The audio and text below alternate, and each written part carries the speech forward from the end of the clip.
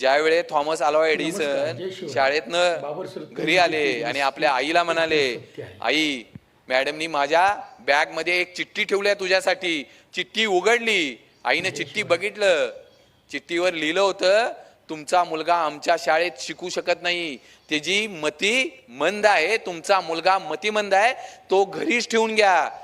आणि Thomas Alva Edison विचारतात, आई काय लिहिलंय याच्यात? आणि आई सांगते, अरे तुझ्या सारखे शिक्षक, तुला शिकवण्यासारखे शिक्षक त्या शाळेत नाही, म्हणून शाळा म्हणते त्याला तुम्ही घरीच शिकवा.